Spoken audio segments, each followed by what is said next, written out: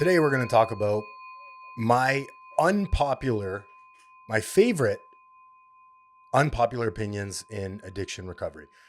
Now, I am fully open to being wrong about these, but these are things that I picked up over the last 11 years while recovering and being in recovery, having a relapse at 7.5 years, and now being a year and a half sober again. So I like to talk about this stuff because I believe it, and it's not really the popular belief or opinion, but I find it to be true. So if you think I'm wrong, I love that. Please comment below what your opinion is. At the end of the day, everyone has an opinion. These are just mine. So let's get into it. Welcome back, or welcome to Recovering Out Loud podcast. My name is Anthony. I'm an addict and alcoholic in recovery. Been in recovery since 2015, year and a half sober again after I relapsed after about 7.5 years, and I'm grateful to be back alive with you. Please follow the podcast if you're not. Let's get into it. Okay, 1. Being sober and bitter is not recovery. It's the same disease in a suit. You can't put down the drink and still be running the exact same operating system. I know because I've done it. This is what we call a dry drunk. If you're bitter, if you're miserable, if you're impossible to live with, you're not working a good recovery program. Let's be honest. When I was in active addiction, I was lying, cheating, stealing, manipulating the world to get what I wanted. I was a taker through and through. When I come into recovery, if I don't change any of my behaviors, what's the point of all of this? Oh, now I'm alive, but I'm still a miserable prick to be around. I'm still treating everyone poorly. I'm still in victim mentality. You cannot be sober and miserable for a long time. Eventually, you will look for relief. And even if that relief is in cars and money and treating people like shit and buying things and, I don't know, strip clubs and gambling, eventually you're going to turn back to what worked, your failed solution, which is alcohol and drugs. The substance was never the whole disease. It was a symptom you could see. Resentment, self-pity, control, the need to be right. That machinery keeps running whether or not there's a drink in your hand. This is where a recovery program comes in and rewires those old beliefs and old ideas. Sober and miserable isn't a badge of toughness. It's the disease that learned to survive abstinence.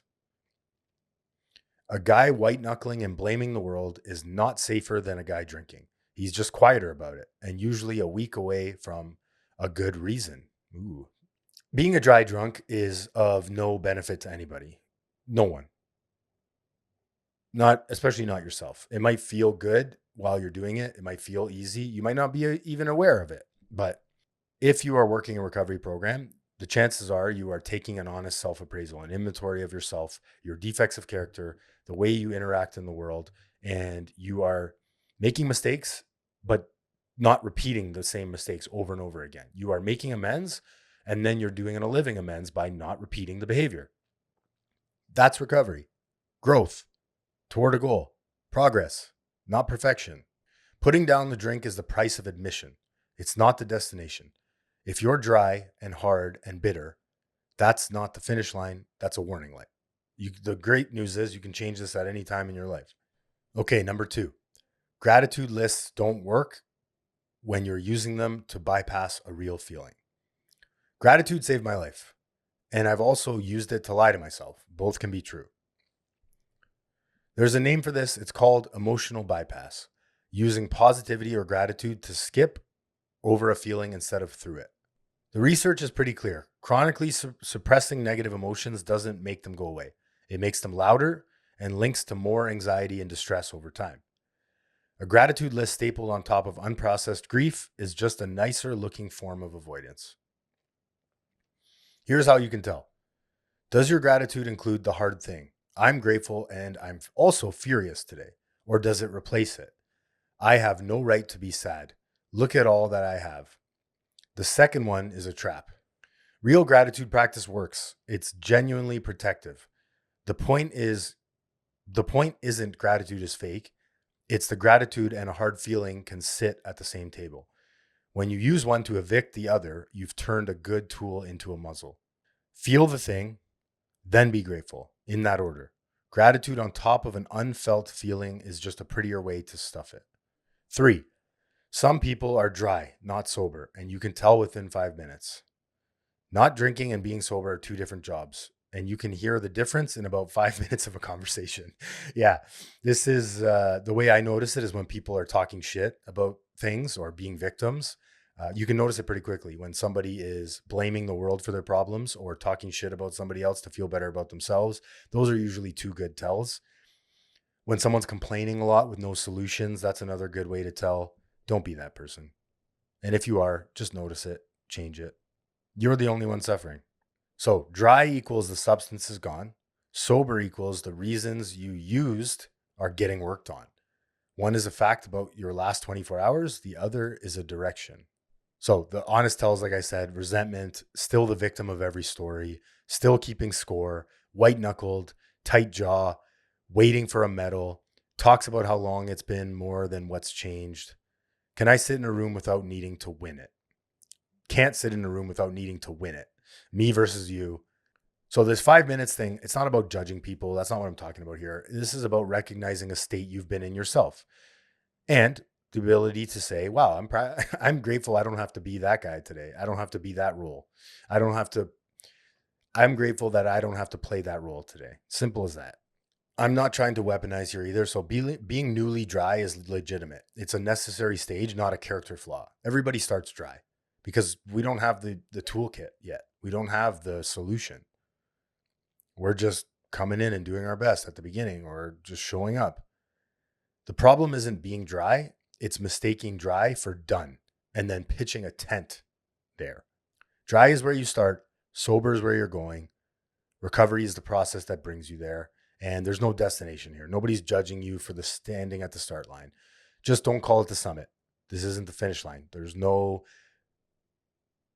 certificates or graduation in recovery. You're on the path. You're going up the recovery mountain just like the rest of us. 4, your milestone chip means nothing if you're impossible to live with. Yeah, so this goes back to the original, being a dry drunk. Celebrating your sobriety milestones is pretty much worthless if you're a terrible person to live with. Let's be honest. If you're difficult, if you're if you're not showing up for things, if you're making excuses, if you're constantly in denial and fighting with people and acting on every emotion that comes up. Time is the cheapest metric in recovery. It's real, it matters, but it's the one thing that accrues whether or not you do the actual work. The people you live with aren't counting your days. They're counting whether you're kind, whether you show up, whether the tension left the house. That's the real ledger. A chip with a monster attached to it isn't a win. It's evidence that abstinence and recovery are not the same thing. Chips matter. Milestones are motivation. They're markers. They help. Don't torch them. And I'm not trying to torch them here. Plenty of people are hard to live with early because they're detoxing, raw, terrified. The point isn't chips are worthless. That's not what I'm trying to say. It's that the number is necessary, but nowhere near sufficient. Don't let the chip become the whole accomplishment. How are you living today? Count the days. Just don't let the days be the only thing you count. Ask the people in your house how your recovery is going. That's the real chip. And 5, we have one day at a time is misused as an excuse to never plan a life. One day at a time kept me alive. It was also, for a while, my excuse to not build anything. The slogan was built for the craving, for the moment when a whole sober future feels impossible, and you need to shrink it to the next 24 hours. That's its actual job. When I came in, it was, how am I not going to drink on my wedding day? And they told me, just don't drink today. Just get to bed sober today.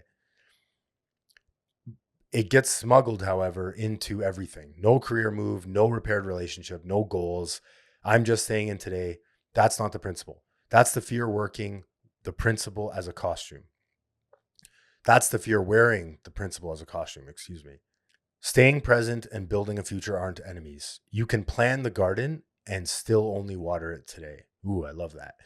Yeah, you're planting seeds for the future and they're not going to grow in your time, and you can water them today while also planting them for them to grow into something bigger and beautiful. One day at a time is how you get through the day. It was never meant to be how you avoid the decade. Okay, next, and one of my favorites because it is especially true. Most relapses start weeks before the drink. The drink is the last event, not the first. I talk about this all the time. By the time I picked up on my relapse was already weeks old. The drink wasn't the beginning, it was the receipt. So this one isn't just my opinion. There's an actual model behind this. Relapse is a process, not a single moment. It doesn't happen overnight. It starts as an emotional shift long before any substance shows up. The sequence roughly goes: emotional relapse, isolating, skipping meetings, bottling feelings, poor sleep. You're not even thinking about using it. Mental relapse is the bargaining, the romanticizing, maybe I could handle it. The physical relapse is the drink. The earlier you catch it, the easier it is to pull back. So the drink is the last domino, which is good news because it means that there were warning signs and lights and flags for weeks. You can learn to read your own warning signs. Now, an honest caveat and nuance here is if you're new in recovery and you're relapsing constantly, those ones feel like they happen right away, and they can happen right away because you're just so new that you decide you're going to relapse.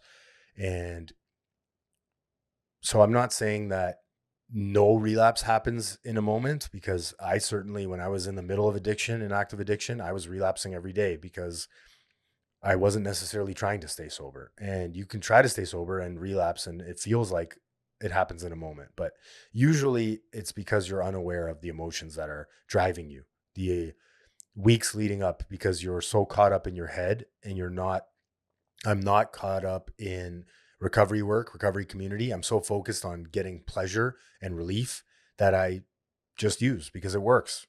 It satisfies the craving. Okay, next. Comparison in recovery is just using aimed forward. Sorry, comparison in recovery is just using aimed inward. Even better. Comparison is the same hit I used to chase. I just aimed it at myself instead of a bottle. Using was always about managing an unbearable feeling right now. Comparison does the identical job. It takes a hard internal moment and gives you a fast, false story to escape into. I'm behind.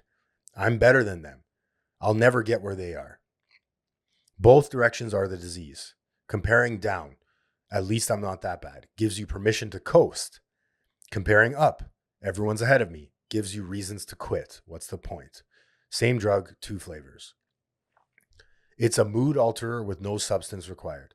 That's why it's sneaky. It doesn't look like a relapse. It just feels like being honest with yourself. Your recovery isn't a leaderboard. The only honest comparison is you today versus you back then. So today you versus yesterday you. This is a war with yourself. Everything else is just using the extra steps. So if this one poked a bruise in you, that's kind of the point. Tell me which ones made you mad in the DMs below. Comment below. Tell me which ones you agree with, disagree with. Tell me which ones I've missed. These are just some of the many unpopular opinions I share after being in recovery for 11 years or so. I'm not always right, and I'm okay with that. I don't need to be right today. I'd rather be free. So if you're not following the podcast yet, please follow along. I'd appreciate it. It's the greatest payment you could ever give me. If no one's told you this yet today, I love you. And remember, recovery is simple, not easy.